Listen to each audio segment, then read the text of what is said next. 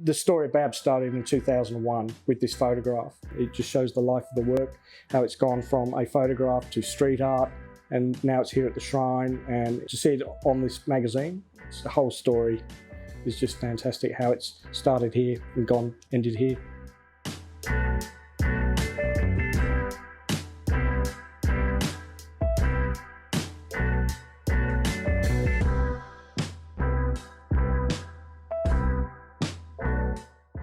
My name's Sean Burton, I'm an ex-serviceman and I'm an artist now.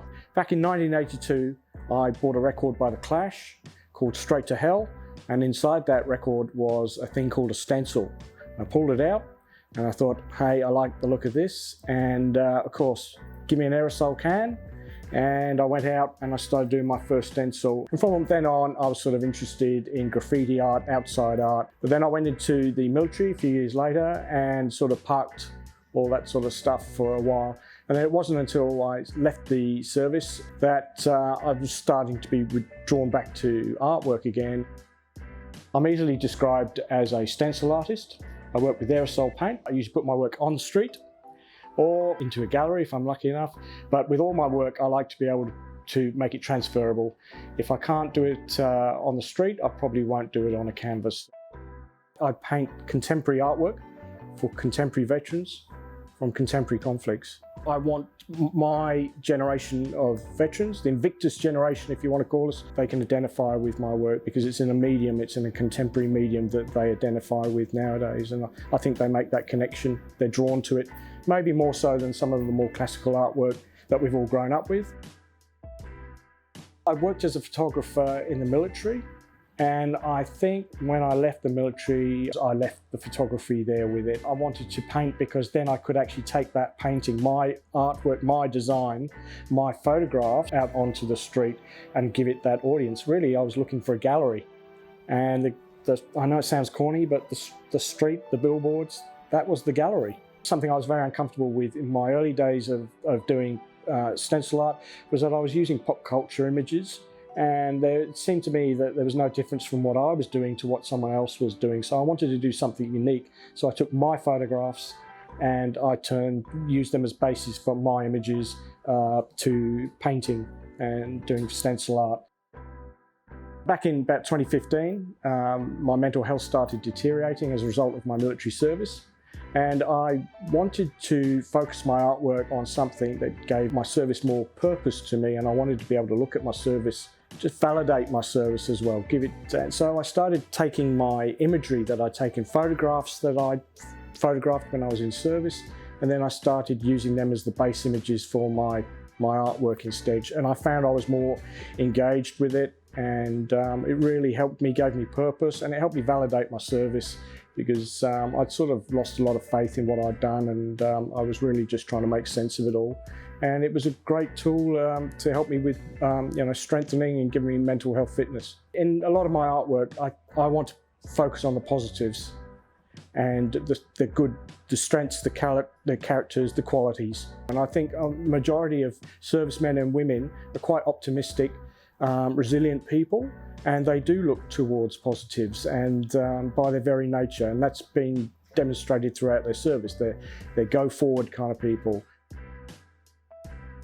Back in 2001, I was a photographer, and I had one of the first generation digital cameras on loan to me, and that gave me great opportunity to go out and photograph the guys I was with, and being attached and embedded with them, I had unlimited access. So I got to catch them at quite, quite natural moments, quite when they were unguarded. And this was one of these times. I was out with Babs. We were on what they call a vehicle-mounted patrol, and we were just sitting in the back of APC, bumping along, getting bounced around, and I just remember him looking skywards, and for once he looked angelic. It was originally painted back in 2017. It was part of a series of 4 portraits that I did. Babs was one of them. It was done originally as a piece of street art, and it was applied on the streets around Melbourne and Victoria. We put it up on a wall in 2018, Really, with street art, especially in Melbourne City, it's ephemeral. It'll be here and gone in no time, and you really can't get too precious about it. It'll just be up there. If anything lasts for a couple of days, usually, you're doing pretty good. I don't know, for whatever reason, maybe it's just a bad spot, nobody ever saw it, but it stayed up there for nearly a year. And when we went up and actually looked at it closely, you could actually see the layers of other people's artwork. So there's years and years of layers of other people's street art underneath it. And it gave it like a real wrinkle. You could really see the dirt, the layers of artwork, just the deterioration over the year, being exposed to the elements. And I liked that, and I thought that actually added something to it. And when we started lifting it off from the wall, we were conscious that it was starting to break away. And when you actually look at it, you can see parts of it have broken away. But when we were actually lifting off the wall, a crowd started gathering around us. And we were getting heckled from people saying, don't leave the artwork, artwork thieves, just leave it for everyone. And yeah, it's just taken on a life of its own. I just think, maybe given it a day, an hour, a day, a week, it would have been buffed over, it would have gone, it would have been another layer. Institutions and galleries are fantastic places, but not everyone really goes to them, not really drawn to them. So I wanted to make my artwork, especially my artwork of servicemen and women, more accessible to just average people on the street to notice. And that's purely why I did it. And that really goes back to fundamentally about why I got into street art and stencil art, is because anyone can do it. It's accessible, it's easy.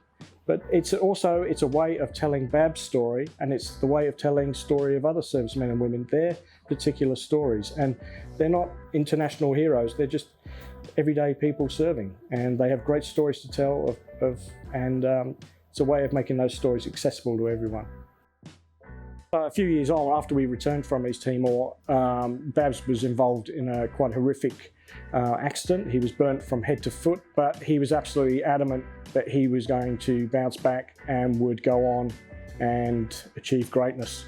And I just remember him saying, no, I will get out of this. And I just remember thinking, there's no way you're coming back from this. And he did, and he went on to serve with distinction.